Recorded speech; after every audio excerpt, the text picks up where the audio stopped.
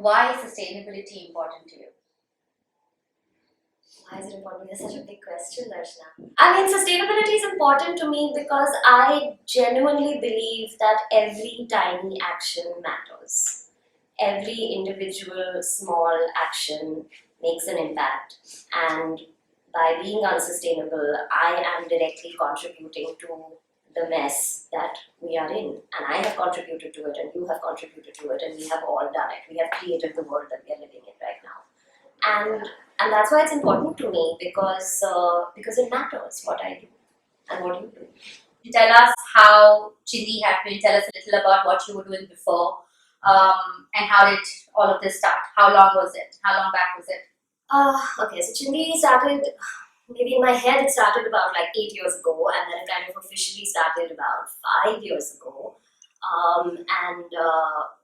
It's been, I mean, before that I was doing absolutely nothing related to fashion design. I was working in publishing and in online publishing specifically. So I was like a digital product manager with like a couple of publishing houses, with agencies, with startups, and I was just this like closet fashionista. I want to say, like, of course I had this like love for fashion, and it just kind of came together when I happened to visit this garment manufacturing unit, which was in Deonar, and Deonar is where Asia's biggest or second biggest landfill is located. And so I saw the problem really up close, the initial problem, of course, being, so that's when I got to watch Chindi for the first time and saw these sacks and sacks of like, hundreds of kilos of Chindi waste, which was just being picked up and dumped in the Deonar landfill right behind. Saw the condition of the people who are doing this work and, the rag pickers who work there. As well as the condition of, when you go to a garment manufacturing unit with, the tailor who's sitting at the bottom of that chain and actually stitching that kurta that gets sold in the big stores, you see the problems of the fashion industry. You see it from the ground level, and that was very, very eye-opening for me. And that's kind of where I decided, okay, we need to do something. That's how Chindi started. So how many people were like, what the hell are you doing? Everyone said, what the hell are you doing? Everyone said, why are you calling it Chindi? That's such a bad word. Yeah. No one wants to buy something. It's not going to be cool. And I wanted to reclaim the meaning, and I wanted to reclaim the word Chindi. Nice. So I think we did that. Amazing. Great. So I think what Chindi is today and what it has been, there's a huge difference. Yes. So can you tell us a little about the journey in terms of, what was your initial idea about Chindi and what problem were you trying to tackle?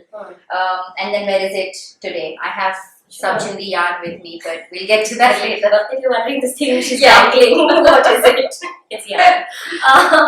So Chindi has gone through a lot of changes, and it will keep going through changes because, like I said, we're fortunate enough to not be a conventional fashion house. We're not into seasonal collections or having a signature brand. I mean, we stand by a certain set of values, and that's going to remain common. But what it looks like and what we're doing with Chindi, like Chindi is my playground in a way, so I might completely change it 2 years from now. We might be having this conversation again.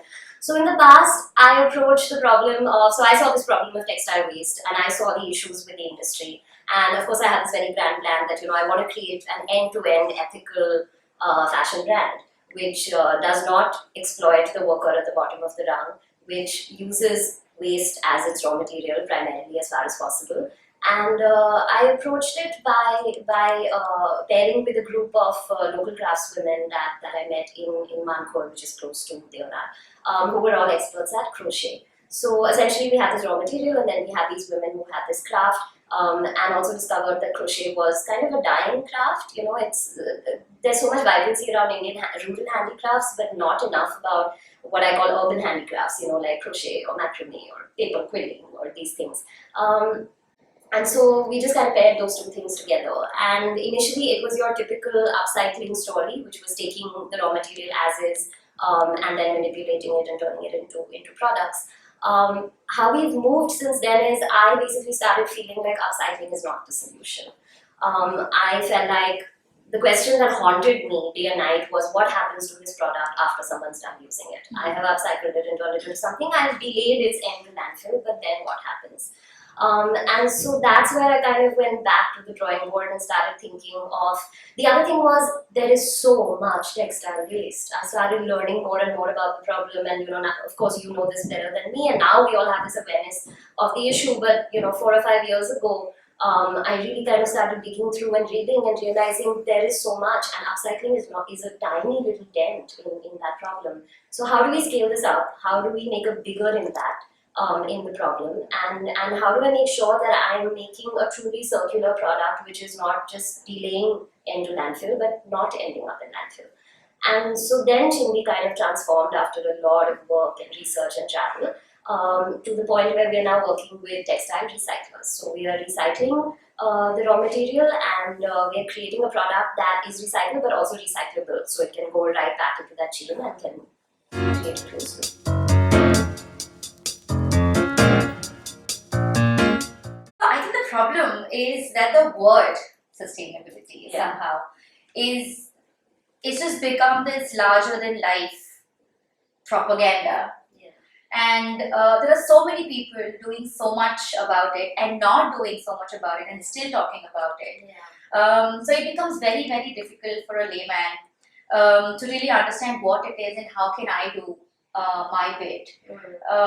What do you think that businesses especially should do to make sure that you are not misleading the consumer or the population as a Yeah. whole? I mean, so it's a push and pull, right? So businesses and brands need to, of course, not use sustainability as a selling point. It's not. It cannot be your sole marketing strategy. You have to ultimately create a beautiful product. You have to have fair ethical wages. Da da da da da. There's so much that goes into being a sustainable brand, and businesses need to care about all that stuff that is behind the scenes that the customer doesn't even see or know about. Customers, on the other hand, need to start asking questions about what's happening behind the scenes and find out more about it. Maybe you're making a recycled or recyclable or upcycled or whatever product, but what are you paying the people who are making it? Where do you source the hardware from? I don't know. There are questions that we need to start asking brands more, and brands need to start answering them and owning up for it a lot more. And this word sustainability, of course, has become, like you said, propaganda. It's a brand. It's not a word that I had even heard of when I started Chindi. We didn't start with we're a sustainable brand. We just started with we want to do the right thing. We want to do this in a slightly better way and make our contribution to it.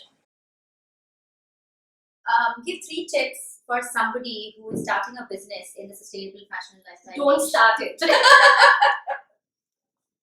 Save yourself. Don't be mean. No. Don't start competition. Definitely start it. Just be ethical, be honest to yourself first. That's most important. It will be very easy to cut corners and to let things slide. Nobody's watching over your shoulder to see what you're doing. You're the only one who knows. So yeah, just be really, really honest to yourself and be brutal with yourself. Yeah. Be brutal. 3 Instagram handles to follow. Oh, 3 Instagram handles. Wool and the Gang, my favorite brand ever. Handmade, knitted, crochet, fashion. The New Denim Project.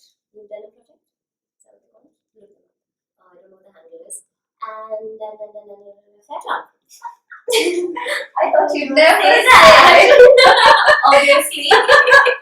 And my last question for this morning, ladies and gentlemen, is again about narcissism. 3 things you love about Fairtrunk. Okay, since I have to, Yeah. jungle. I love that Fairtrunk does so many different things. There's an offline, there's an online, it was e-com, now it's going to be something else. So I really, really want to know if you can tell us quickly what Fairtrunk 2.0 is going to look like. And I love Darshana, that's what I love about Fairtrunk. Was that 3? And yeah, Okay. just Darshana comes.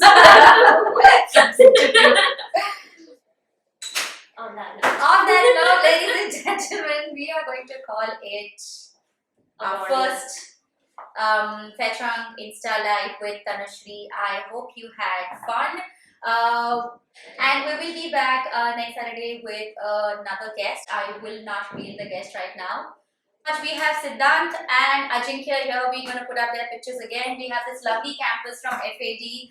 If anybody is watching and you think that this is worthy of sponsoring, then maybe just DM us. We would love some breakfast for our guests, maybe. Yeah, something like that. Would like to pay our boys as well because everything is just volunteer right now. So thank you so much. Spread the word. See you. Bye. Thank you so much, Tanushri. See you.